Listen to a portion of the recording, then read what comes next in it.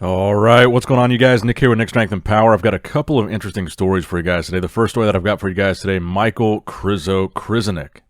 We are now at the 5.5 week out mark from the Olympia, 5.5 weeks out, and Michal posted a couple of updates beginning his Olympia prep after winning the Prague Pro to qualify.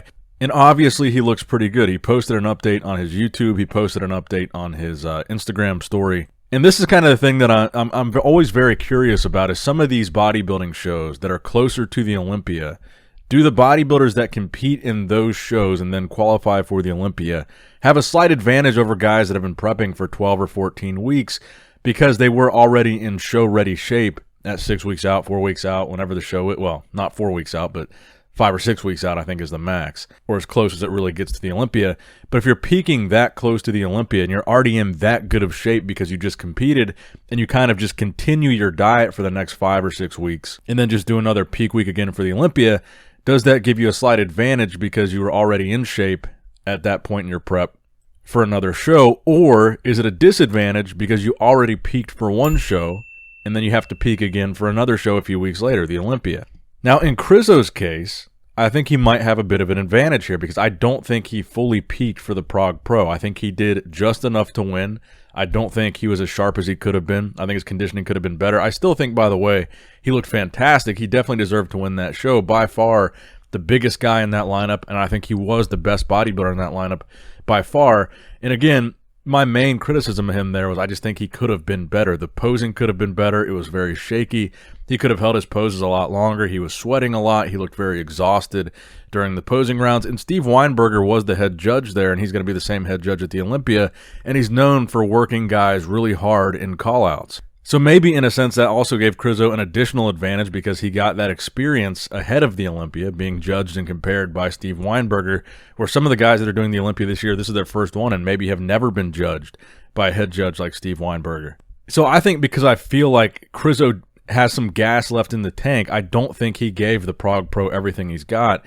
And I think because of that, it's an advantage for him to have competed this close to the Olympia because I think he's a little bit ahead of some of the other guys in terms of the condition that he's in because he already got in contest shape and he's just kind of continuing that diet to the Olympia, then he'll peak again. Because I do think comparatively he is in better shape now than a lot of the other guys we've seen at 5.5 to 6 weeks out so far, and I think that is going to give him an advantage because he's already bigger than a lot of the guys in the lineup, and for him to have better conditioning than some of them at this point in the prep, I think is going to be very good for him.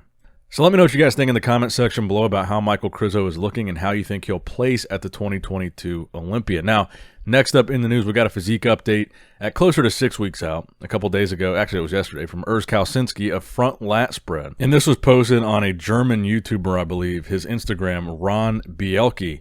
And again, I think it's the same thing with Urs that we've been seeing from Urs at pretty much every update that he's posted during this prep, is Urs is a very, very impressive conditioned bodybuilder. I think that is one of his main strong points in classic physique. He's very consistently in shape. His conditioning is always very good, and you never really see him looking bad at any points during his prep when he does start to reveal photos. And like I said, Urs is one of the guys I'm most excited to see at this year's Olympia. I really want to see how good his conditioning is and how many guys he exposes by having superior conditioning to them. And I also wanted to take a second to congratulate Urs because I also saw him post that he just got his silver YouTube play button celebrating hitting 100,000 subscribers. I wanted to congratulate him on that. I do like to see a lot of these pros getting into YouTube and building themselves a really big following. I think it's very impressive. I think that's kind of the new landscape of professional bodybuilding, is being able to build these followings for yourself. So I wanted to congratulate Urs on that, but also to show this update because I think he looks incredible. I think he's going to move up a couple spots this year. But one guy that he's got to get past if he ever wants to win that classic physique Olympia title is Terrence Ruffin, who posted this posing update with the hypertrophy coach on Instagram at around 5.5 weeks out. And Terrence is a guy that has been gunning for that title, runner-up to Chris. He is like the main guy in the conversation. If anybody could beat Chris right now, it would be Terrence. Arnold Classic champion, two-time runner-up now. And I think it was a lot closer last year than people realized between Terrence and Chris. And I think he's looking pretty good in this posing update as well. And Terrence is a guy that he's got all the attributes of a really good classic physique. He's got the structure, the V-taper, the small waist, the vacuum pose. His stage presentation is on point. And obviously, I think he is one of the best posers, if not the best poser in classic physique. And I really think that's something that gives him a tremendous advantage on stage because he's so knowledgeable and kind of spatially aware of presenting his physique in the best possible way, even though he's significantly smaller than Chris and he's shorter than Chris, so he has a little bit less stage presence in terms of physical space that he's taking up on the stage. He's so cognizant of how he presents his physique, how he poses, how he holds his poses, and you can see that even in this posing update in the gym. He has like true mastery over his posing, and I think that is one of the things that classic physique should be all about. Of course, it's going to be about your genetic shape, your genetic structure, things that are beyond your control. Some guys just look more classic than others. Some guys have a crazy small waist genetically. Some guys have really wide shoulders and a small waist genetically. And those guys that don't have all those advantages, they've got to do the things that Terrence is doing and really learn about presentation to make themselves look better on stage. And Terrence has most of those things. He has pretty much all the tools genetically to be a great classic physique champion, and he is a great classic physique champion. He's won the Arnold Classic. And that's what makes him so dangerous, because he has very few weak points, and he still has this mastery over the way he presents his physique that makes him very hard to beat, and it makes him a very serious contender for the title. But I still don't think this will be the year that Chris Bumstead will lose that title. But right now, I do think the next in line would be Terrence if anybody could take the title from Chris.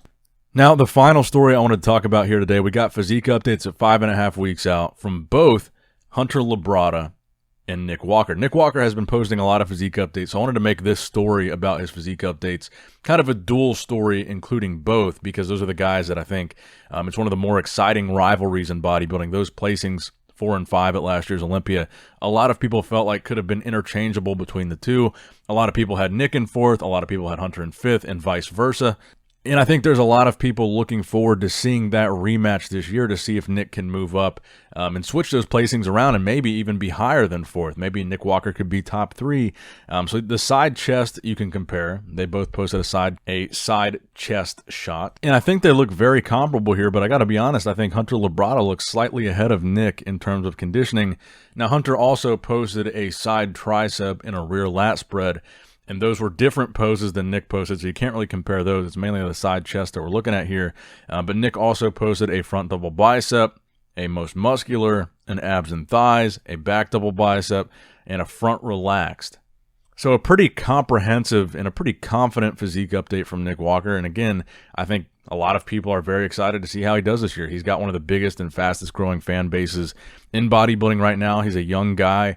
He's already got over 1 million followers, 1.1 million, a pretty meteoric rise to bodybuilding fame, winning the New York Pro and the Arnold Classic in the same rookie season. But let me know in the comments below if you are Team Walker or Team Labrada and who you have placing higher at the Olympia this year. Okay, and one more story for you guys today. So Andrei, the men's physique competitor, he's got a pretty big following on social media. He announced yesterday that he's going to be switching from men's physique to classic physique. Now, a lot of people have been talking about this.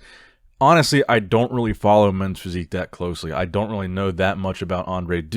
I don't know how well he's actually done in men's physique. And honestly, I don't really know how big of a factor he's going to be in classic physique. Looking at the recent physique updates that he posted, he's got a great physique, but I just don't know from a size standpoint if he stacks up in classic, especially when you consider the legs. I have not seen what his legs look like other than this picture with Hani Rambod, which they don't really look that big there comparatively to a classic guy. So I had a lot of people messaging me about this announcement, thinking it's going to be a big deal. It's going to be a game changer for classic. I really don't know. I'm really not totally convinced. Like I said, he's got a great physique, but I don't know how big of a factor he's really going to be in classic physique. That's kind of my opinion on it. I'm not like super stoked or super hyped about this one, but it seems to be something a lot of people are talking about. So let me know what you guys think about it in the comment section down below. That's going to wrap it up for the video today, guys. I hope you did, in fact, enjoy it. If you did, leave a like, leave a thumbs up, and make sure you subscribe to the channel if you have not subscribed yet already. And as always, I love you guys. I appreciate you guys. Nick Strength and Power signing out. All right, guys, don't forget to click that like button and subscribe to this channel if you enjoy the content. Also, check out my Instagram at NickStrengthPower. My Facebook page, which is simply Nick Strength and Power. My secondary YouTube channel, Nick Strength and Vlogs, for vlogs and bonus content that you will not see on this channel. And consider subscribing to my third YouTube channel, Nick Strength and Pokemon, which is all things Pokemon and trading card games, completely unrelated to this channel. So if you're into that, give that one a look. And all links to merchandise and social media will be in the description box below. If you guys want a Nick Strength and Power t-shirt, that will be in the Shopify link below. Have a great day.